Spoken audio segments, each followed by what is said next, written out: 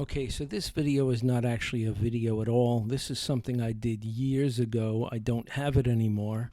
And I had just still pictures of it, but I thought it would be good to share because there was a lot of cool shop hacks in this device that I put together. Basically, at the time, I had a one-car garage, really small. I had a lot of big equipment, and I had a lot of sheet metal working equipment, which took up a lot of space when it was deployed, if you want to call it that. So I had to come up with a way to pack it all into a tight space and then be able to use the space in and around it when I was not using it, and then kind of open it up and deploy it, use it, and then put it back. So this is a series of still photos showing you how the whole thing kind of went together, and I'll do a little voiceover on top of it.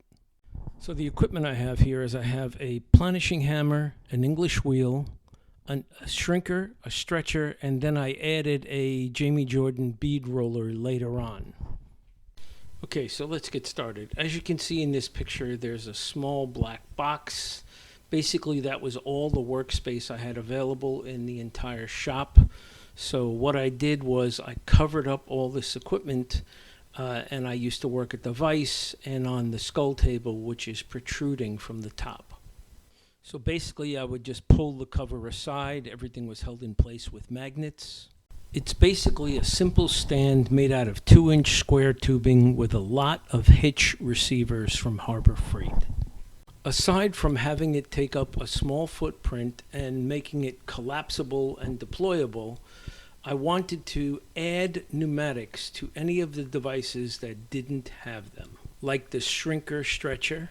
Those had to be kicked with your foot, and that wasn't something that worked for me because of my bad back. So I modified them, put cylinders on the shrinker stretcher, and then came up with a fancy plumbing scheme to allow me to use one foot pedal to activate each of the devices as I needed to. The first thing I did was index the skull table 90 degrees so it was facing out. Basically, after that, I could just deploy the tools in any configuration I required based on the part that I was making and how much room I needed. And understand, most of my parts were small, less than 2 feet by 2 feet. The majority of them were less than 1 foot by 1 foot.